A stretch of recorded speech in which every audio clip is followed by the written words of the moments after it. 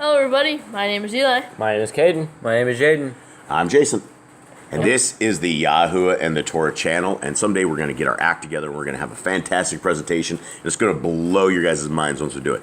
But until then, we are trying to get the intro going and it's not there. Thank you guys for joining us. We are, as we said, the YHWH and the Torah channel. And our goal here is to prop up, not that it needs any propping up, support, which it needs no support, throw some light onto it, which it needs no light. But without further introduction, we have the Torah, which is the first 5 books of the Bible. And we went over a list of 613 commands that were based out of the Talmud, which is a very evil book that people should not be using for their life book because it is something outside of the Torah.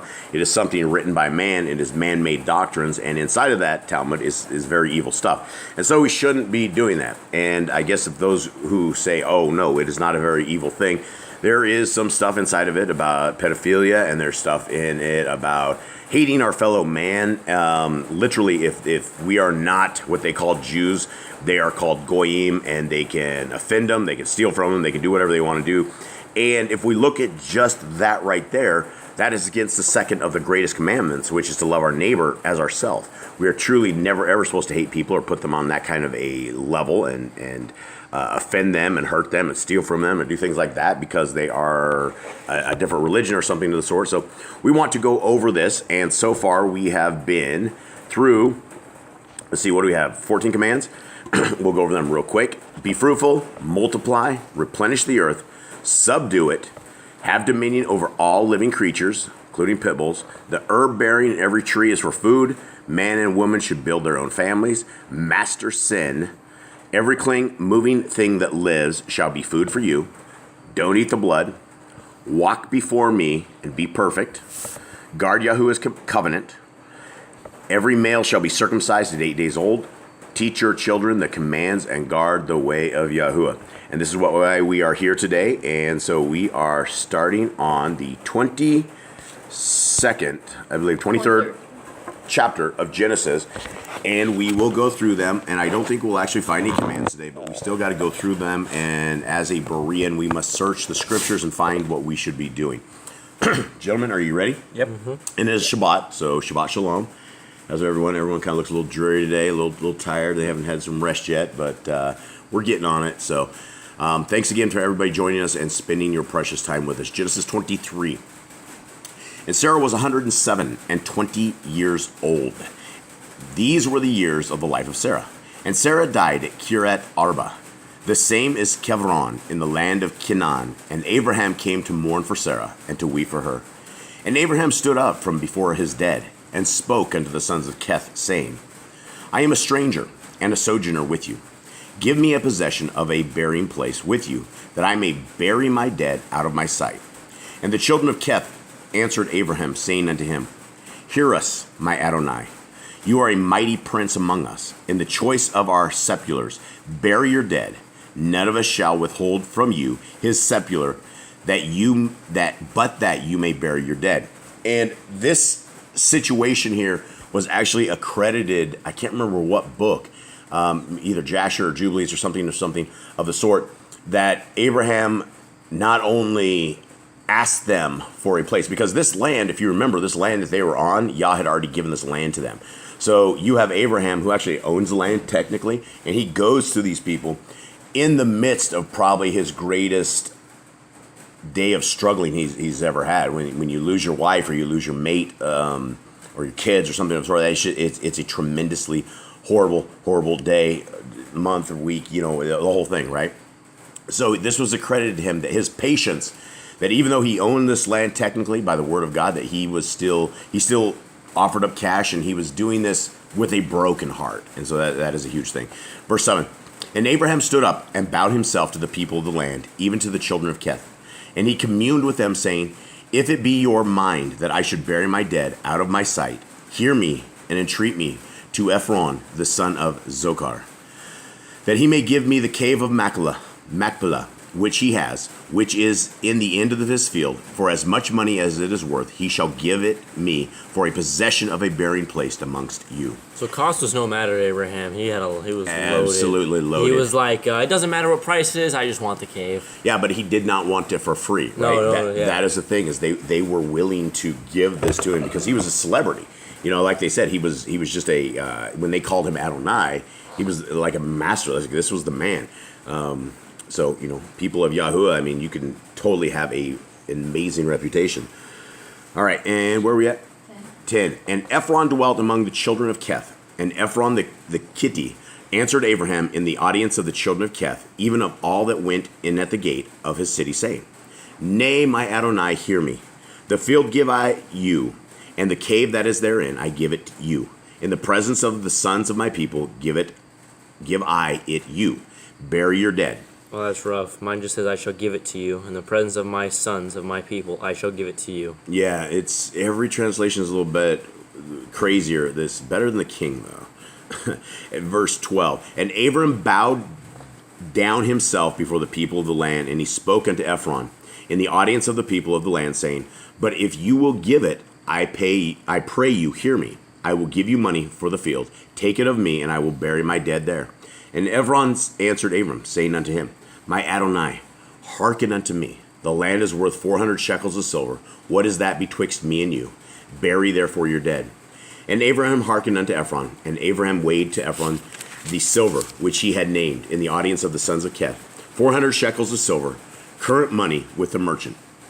And the field of Ephron, which was in Machpelah, which was before Mamre, the field, and the cave which was therein, and all the trees that were in the field, that were in all the borders round about, were made sure.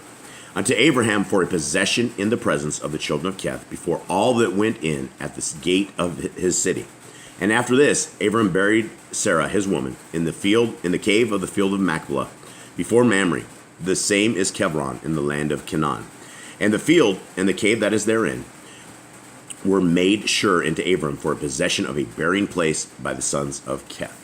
So they went back and forth for a long time. No, you can have it. Let me pay you. There was just a long argument they had of let me pay you and let us give it to you. But ultimate respect for Abraham and who he was, which is interesting because everybody loved Abraham. Everybody, and when he died, it was everybody. They had a mourning for him for a very long time. Verse 24, chapter 24.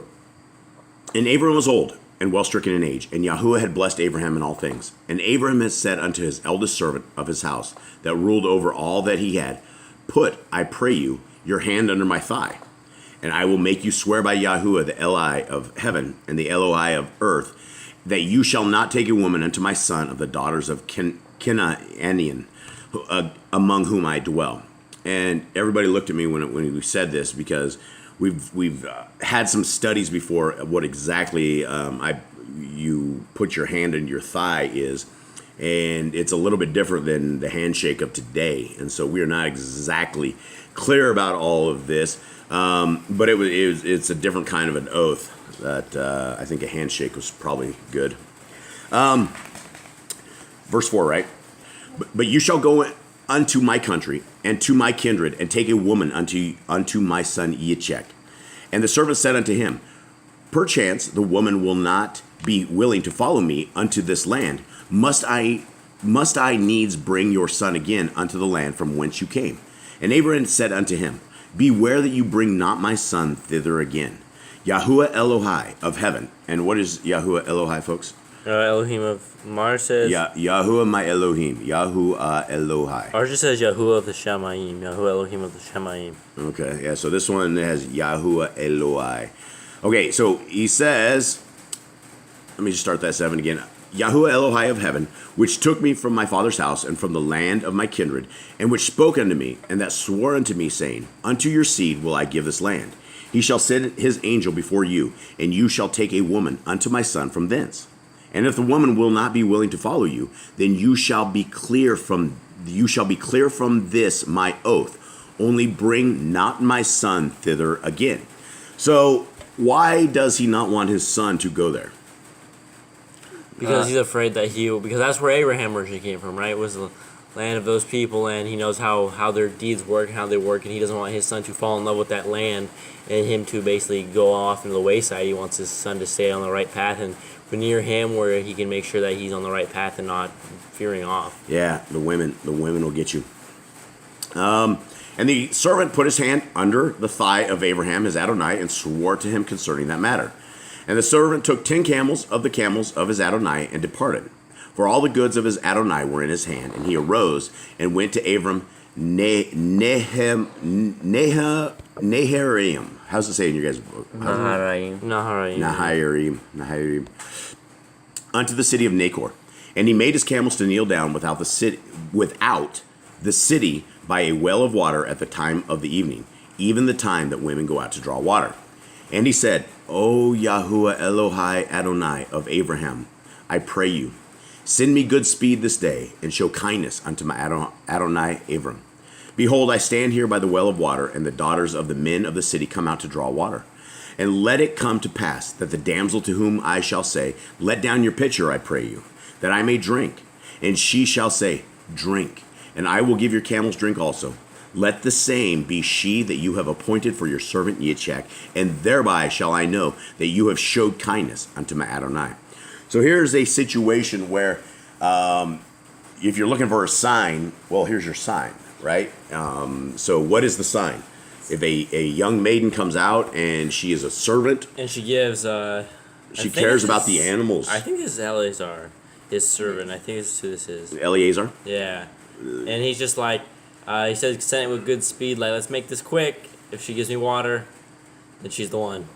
Yep. And it came to pass, verse 15. And it came to pass before he had done speaking that, behold, Rivkah. And Rivkah is what? Rebecca, right? And so Rivkah came out, who was born to Bethuel, son of Milcah, the woman of Nachor, Abram's brother, with her pitcher upon her shoulder. And the damsel was very fair to look upon, a virgin. Neither had any man known her. And she went down to the well and filled her pitcher and came up. And the servant ran to meet her and said, let me, I pray you, drink a little water of your pitcher. And she said, drink, my Adonai. And she hasted and let down her pitcher upon her hand and gave him drink. And when she had done giving him drink, she said, I will draw water for your camels also, until they have done drinking. So, dun, dun, dun. All of a sudden, we know who she is. And she hasted and emptied her pitcher into the trough and ran again unto the well to draw water and drew for all his camels. Now, camels, you guys know how much cows drink, right? Oh, you can imagine 10 camels drink more. It's more than just a bucket of water. So she was probably at this for probably at least 20 minutes, going to the well, dropping the water down, pulling it up. And if she was the only gal there, you know, that's a good woman. That woman is like rocking and rolling. What a good woman. So, and the woman... Yeah, she is only 10. She's 10 years old. Should we bring this up right now? This woman, this girl is only 10 years old. Times were different back then. Times were different back then, I guess. Is it? I mean, that's like the legal marrying age is like 18 years old. Yeah, how old was Yitzchak when he married? He was like 39, 40 years And how old was she? 10. 10, I think. That's 10. That's quite an age difference. Okay, we'll continue on. You can find that in Jasher. Yes, you can find that in Jasher. Where are we at, Nicole? We're 21. And the man wondering at her held his peace, to wit whether Yahuwah had made his journey prosperous or not. And it came to pass, as the camels had done drinking, that the man took a golden earring of half a shekel weight, and 2 bracelets for her hands of 10 shekels weight of gold. I'm pretty sure he just weighed her down. I'm pretty sure she can't move after that one. Yep, she's stuck. He just captured her. And said, whose daughter are you? Tell me, I pray you, is there room in your father's house for us to lodge in? And she said unto him, I am the daughter of Bethuel, the son of Milcah, which she bore unto Nachor. She said moreover unto him, we have both straw and provender enough, and room to lodge in. And the man bowed down his head and worshipped Yahuwah. And he said, blessed be Yahuwah Elohai Adonai of Abraham, who has not left destitute my Adonai of his mercy and his truth. I being in the way, Yahuwah led me to the house of my Adonai's brethren. And the damsel ran and told of her mother's house these things. And Rivkah had a brother, and his name was Laban. And Laban ran out unto the man unto the well. What does Laban mean? I don't remember. White man. Wasn't it white or something? I believe that means white. unto the well. So Laban ran out unto the man and unto the well. And it came to pass when he saw the earring and bracelets upon his sister's hands, and when he heard the words of Rivkah his sister, saying, Thus spoke the man unto me, that he came unto the man, and behold, he stood by the camels at the well. So the brother's going to check out, see what's really going on. 31. And he said, Come in, you blessed of Yahuwah. Wherefore stand you without? For I have prepared the house and room for the camels. And the man came into the house, and he ungirded his camels, and gave straw and provender for the camels, and water to wash his feet, and the men's feet that were with him.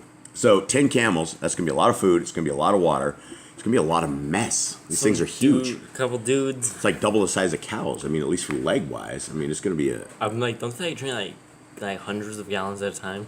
I don't know about hundreds of gallons, but I know they drink a lot. Some people say that the hump in the back of the neck of the camel is where they store the water. I don't know if that's a lie or They have true. more than one That hump. doesn't sound right. I don't know. That's what they say. That's why they can go. Supposedly camels can go forever without drinking, but I don't know if that's true. The ultimate hydrated system. Yeah, I don't know if this is true or if it's just old wives' tales, some Babylonian spins that we have been told. Okay, where are we at? 33. And there was set meat before him to eat, but he said, I will not eat until I have told my errand. And he said, Speak on. And he said, I am Abraham's servant, and Yahuwah has blessed my Adonai greatly, and he has become great. And he has given him flocks and herds and silver and gold and men servants and maidservants and camels and donkeys. And Sarah, my Adonai's woman, bore a son to my Adonai when she was old, and unto him has he given all that he has. And my Adonai made me swear, saying, You shall not take a woman to my son of the daughters of the Kenium, in whose land I dwell. But you shall go into my father's house and to my kindred, and take a woman unto my son. And I said unto my El Adonai, Perchance the woman will not follow me. And he said unto me, Yahuwah before whom I walk will send his angel with you, and prosper your way, and you shall take a woman for my son of my kindred, and of my father's house. This is very interesting that Abraham is able to dispatch an angel. I mean, this is what it just said here. He's going to send an angel with you and prosper your way. So Abraham probably was not just the man's man. This is Yah's man. This is the angel's man. I mean, who has the ability to send? You know, the best we have is we can pray for messengers. We can pray that we'll be protected by them. But it sounds as if the man Abraham was able to dispatch him. No, angel, come here, I need your help. Yeah, absolutely. Verse 41. Then shall you be clear from this oath, when you come to my kindred, and if they give not you one, you shall be clear from my oath. And I came this day unto the well, and said, O Yahuwah Elohai Adonai of Abram, if now you do prosper my way which I go, behold, I stand by the well of water, and it shall come to pass that when the virgin comes forth to draw water, and I say to her, Give me, I pray you, a little water of your pitcher to drink. And she say to me, Both drink you, and I will also draw for your camels. Let the same be the woman whom Yahuwah has appointed out for my Adonai's son. And before I am done speaking in my heart, behold, Rivkah came forth with her pitcher on her shoulder, and she went down unto the well and drew water. And I said unto her, Let me drink, I pray you. And she made haste and let down her pitcher from her shoulder and said, Drink, and I will give your camels drink also. So I drank, and she made the camels drink also. And I asked her, and said, Whose daughter are you? And she said, The daughter of Bethel, Nachor's son, whom Milcah bore unto him. And I put the earrings upon her face, and the bracelets upon her hands. And I bowed down my head, and worshipped Yahuwah, and blessed Yahuwah Elohai Adonai of Abraham, which had led me in the right way to take my Adonai's brother's daughter unto his son. And now, if ye will deal kindly and truly with my Adonai, tell me, and if not, tell me, that I may turn to the right hand or to the left. Then Laban and Bethuel answered and said, The thing proceeds from Yahuwah. We cannot speak you good, bad, or good. Behold, Rivkah is before you. Take her and go, and let her be your Adonai's son's woman, as Yahuwah has spoken. And it came to pass that when Abraham's servant heard their words, he worshipped Yahuwah, bowing himself to the earth. And the servant brought forth jewels of silver and jewels of gold and raiment, and gave them to Rivkah. He gave also to her brother and to her mother precious things. And they did eat and drink, he and the men that were with him, and tarried all night. And they rose until up in the morning. And he said, Send me away unto my Adonai. And her brother and her mother said, Let the damsel abide with us a few days, at the least 10. After that she shall go. And he said unto them, Hinder me not, seeing Yahuwah has prospered my way. Send me away that I may go to my Adonai. And they said, we will call the damsel and inquire at her mouth. And they called Rivkah, the 10-year-old, and said unto her, will you go with this man? And she said, I will go. And they sent away Rivkah, their sister, and her nurse, and Abraham's sister, and his men. And they blessed Rivkah and said unto her, you are our sister. Be the mother of thousands of millions, and let your seed possess the gates of those which hate them. And Rivkah arose, and her damsels, and they rode upon the camels and followed the man. And the servant took Rivkah and went his way. And Yitzchak came from the well, the way of the well, Bir Lachoi Roy, Lakai Roy, for he dwelt in the country of the Negev. And Yitzchak went out to meditate in the field in the evening, and he lifted up his eyes and saw, and behold, the camels were coming. And Rivkah lifted up her eyes, and when she saw Yitzchak, she lighted off the camel. For she had said unto the servant, what man is this that walks in the fields to meet us? And the servant had said, it is my Adonai. Therefore she took a veil and covered herself. And the servant told Yitzchak all things that he had done. And Yitzchak brought her into his mother, Sarah's tent, and took Rivkah, and she became his woman, and he loved her. And Yitzchak was comforted after his mother's death. All right, gentlemen. So we have a 40-year-old marrying a 10-year-old. Is that a problem? I don't think it's a problem in Yah's eyes. Nowadays, it's not socially acceptable. That's not accepted by society. That's like so. Process lines. How long were they living back in those days? How long did Abraham live? Abraham, I think, lived to 75. Yeah, 175. 175. Sarah lived almost 130. 130. And so you had Yitzchak, he's 40, Rivkah at 10. What is the difference between marrying, if you were 40 today, and marrying a 10-year-old, and being 40 then and marrying a 10-year-old? By the time you're 40, you're pretty old, and 10-year-olds are really super young. Back in the day, you're 40, you're probably still considered about 20 years old or less. Well, you die at 80, right? So we have a third of the life we used to have. I guess the difference that I see in this is that if you are faithful and it was set up by Yah, then it was the right thing to do. Nowadays, and probably people out there listening to this are probably like shaking their heads, like, oh man, how do you discuss things like this? But I mean, it is for discussion. It is stuff that we should do, and it's this isn't the only thing. The when I talk about the Talmud, which is the thing we do not do, they're in there talking about like sex with 3-year-olds. And how it's okay and blah blah blah, and it's definitely the most unholy thing that you've ever heard. And so there is a huge difference between the holy and the unholy, and the profane and the unprofane. So just stuff for discussion that we're going here. I think we'll do, where are we at here? We are. This will be a third. This is a third. We're in 22 minutes. Do we have any commandments yet? This is what we're doing, guys. We're seeking the commandments, and so we're trying to read through this in an organized manner and find the commandments. And let's roll. Let's do another one. And again, Abraham took a woman, and her name was Keturah. What's the saying yours? Keturah. And she bore him Zimran, and Yokshan, and Medan, and Midian, and Yishbak, and Shuach. And Yokshan begat Sheva and Dedan, and the sons of Dedan were Ashuriam, and Letashim, and Leumium.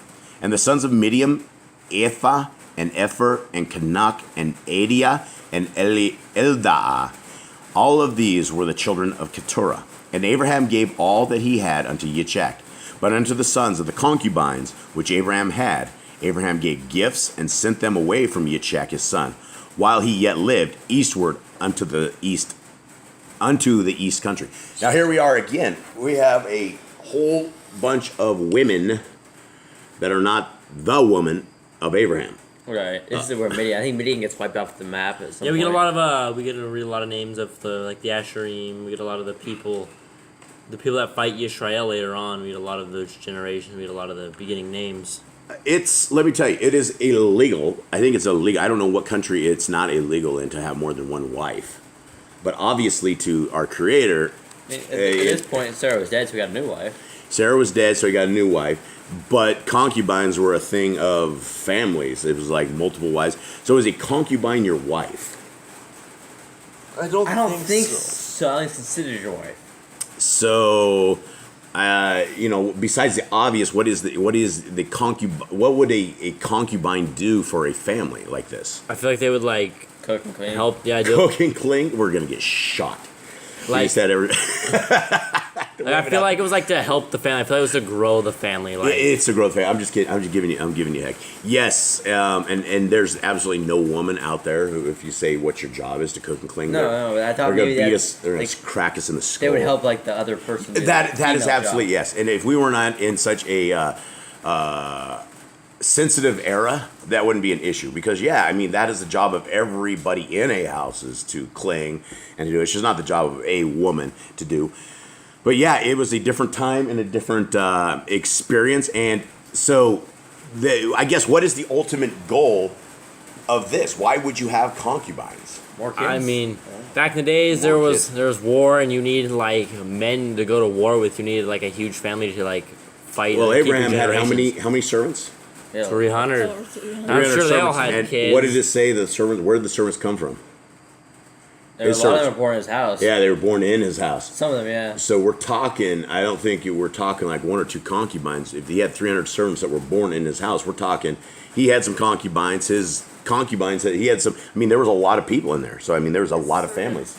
Servants had families. But I mean, there's a tremendous amount of people in this house, and this guy Abraham had to be rich enough that he's able to support 300 meals, 600 meals. If there's 300 of them, then there's 300 wives of the servants. So we're talking like plus kids. So we're talking like 1,000 people. I mean, how many sheep a day is that to eat? How many? You have to fast a few days a week, 1 or 2 days a week, eat 1 or 2. Well, that's the thing is you would become a little city. And that's the thing is if you wanted to be prosperous and not wiped off the map, because back in the day there would be kings or something, just like the kings that went over and took over Sodom and Gomorrah. There were kings or there were tribes, and they would come and just wipe you out. If you had 5 people in a house and you had a little tiny house there, dude, they would just come and take everything you had, destroy your house, take it. So you had to be tough to survive, and the only way that you're going to be tough to survive is to grow your own army. Grow your own army, and that's exactly what they did. All right, so here we are. Where are we at now? 7. And these are the days of the years of Abraham's life, which he had lived, 160 years. How old is that? 175. How old's a score? 30 years. 20. Score is 20 years. Isn't it? So 3 scores, 20, 40, 60, and 15. So he would have been 100, 20, 40, 60, and 15, 70, 175. Yeah, they just say he lived 175 years here. Okay. Then Abraham gave up his ruach and died in a good old age, an old man and full of years, and was gathered to his people. And the sons Yitzchak and Yishmael buried him in the cave of Machpelah in the field of Ephron, the son of Zochar, the Gitti, which is before Mamre. The field of Abraham purchased of the sons of Keth. There was Abraham buried, and Sarah his woman. And it came to pass, after the death of Abraham, that Elohim blessed his son Yitzchak, and Yitzchak dwelt by the well Bir Lachai Roy. Now these are the generations of Yishmael, Abraham's son, whose Hagar the Mitzri, Sarah's handmaid, bore unto Abraham. So if it's Sarah's handmaid, does that make her Abraham's concubine? I don't know Or what does the it make difference another what concubine is. I don't have a clue either.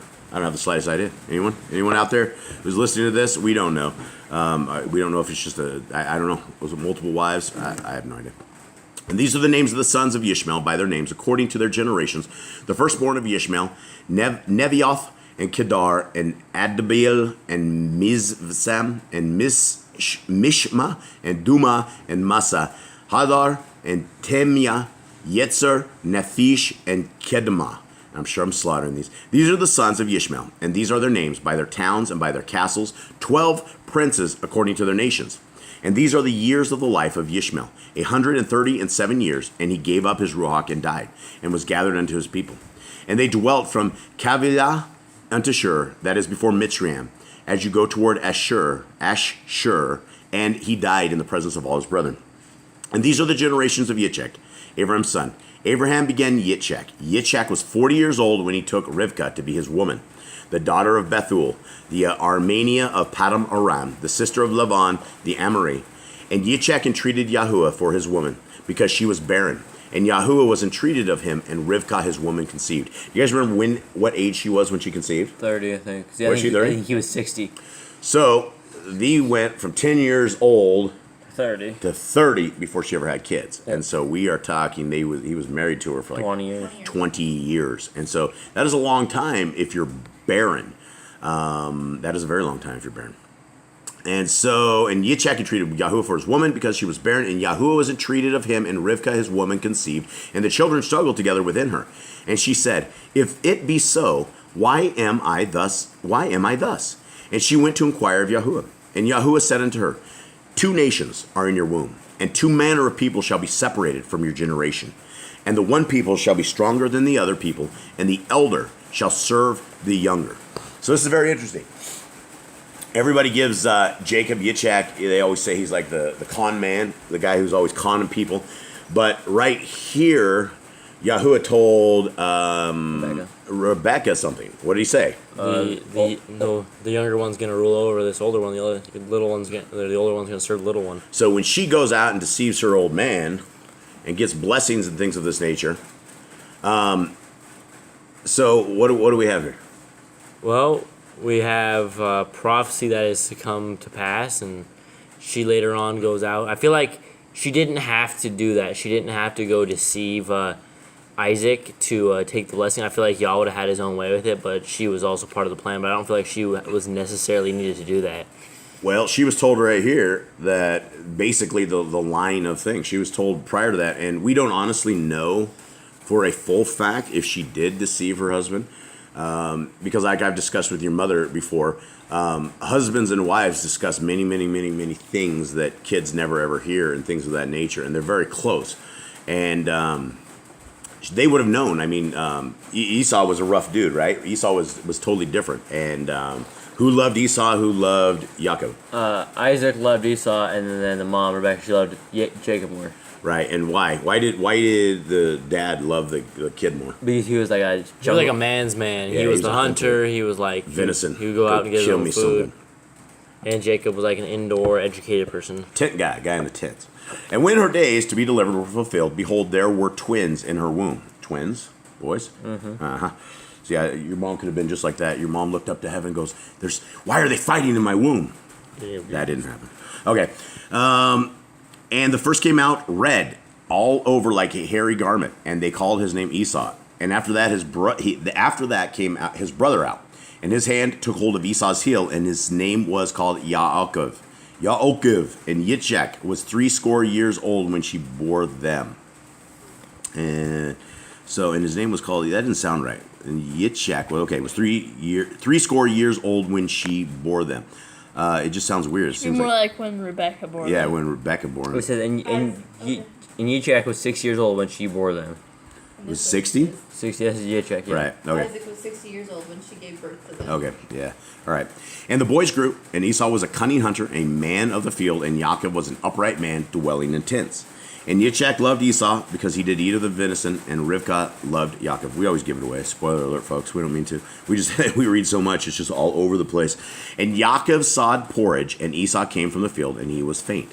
And Esau said to Yaakov, feed me, I pray you, with that same red pottage, for I am faint. Therefore was his name called Edom. And Yaakov said, sell me this day your birthright. And Esau said, behold, I am at the point to die. And what profit shall this birthright do to me? And Yaakov said, swear to me this day. And he swore unto him, and he sold his birthright unto Yaakov. And then Yaakov gave Esau bread and pottage of lentils, and he did eat and drink, and rose up and went his way. Thus Esau despised his birthright. Okay, this is partly on Esau. Esau gave it up. Esau did give up his birthright. Esau can't blame Jacob for that one. So they had two different blessings, right? Right. They had a birthright, and then they had, because he gave it up. Okay, why? It says right here he was about to die. I am at the point to die. This guy was how old? Jacob. If Jacob was 40, Esau would have been 40, right? 40ish. Does it say they're 40 here? I don't think it says. No, it's Yitzchak was 60 years old. So this is like way later. This is way later in life. We got a huge time They're skip much here. older. Yeah. Usually they were So, like 30 years old. in order to understand why he says he's going to die in the book of Jasher, we still have Nimrod. Nimrod is apparently somehow in the field that Esau is hunting, and Esau goes out and slays him and a couple of his men, and all of his men ran away in fear that their king was dead. So he runs back home. Esau goes back home, and then was hungry, right? He's famished. He's ran home, which is probably a long ways. He just went to battle with like the king. He just committed a murder. And he literally just killed like the strongest dude in the planet. The king of the world, the most feared guy ever out there. And he just went and killed him, and that was that. And it wasn't just a man. Nimrod was like I wouldn't say a man's man, but he had the garments of Adam and Eve, and it also says he became a giant. Like, so he was, whatever they were doing, whatever he and his wife were doing, was transforming him into a monster, a machine. So anyway, this wasn't just a dude. He just went out there, popped a dude. He popped the strongest, most wild dude on the planet, and so he's probably thinking that, it's over. Well, these people are going to come back and kill me for that, so just have my birthright, man. It'll do you better than it will do me. And then he never died like that, so he never lost his birthright. They never found him. Yeah, they never found him. So, okay, gentlemen, I believe that is what we are going to conclude with this. And everybody out there, we thank you guys very, very much for spending your time with us. If you make it to the end of these, all we are trying to do is dig out the real laws, statutes, and commands of our Creator, get them to paper so that they're easy to figure out, easy to follow, and they're a life blessing. Kate, how's the Torah blessed your life? There's a lot of ways the Torah has blessed our lives. Like we live much like healthier. Like when you eat the unclean foods, it makes you very, very sick. And when you start eating the clean foods, you feel healthier. The toxins leave your body, and you feel like you lose a lot of weight from that as well. Yeah, and there's only one reason. Hundreds, if not thousands, of blessings that come from keeping and reading the Torah and becoming one with Yah. I guess one of the biggest things is it keeps your life with, like you said, not getting sick. It keeps your life in order. It keeps you holy. It keeps you righteous. It keeps you out of trouble that could have been if you weren't in the Torah and you went off and did some crime because you did not know the Torah. You'd be stuck in prison for X amount of years, but if you knew the Torah, you're going to keep yourself away from that trouble. Yeah, you're going to stay away from evil. A lot of stuff that Solomon says to stay away from, that he actually ended up falling into it towards the end of his married 700 wives. Yeah, 700 women. So that's insane. All right, guys. Thank you guys very much. Much love to everybody out there. Thank you guys for hanging out. We are going to catch you another time. We're out. Right. Shalom. Shalom.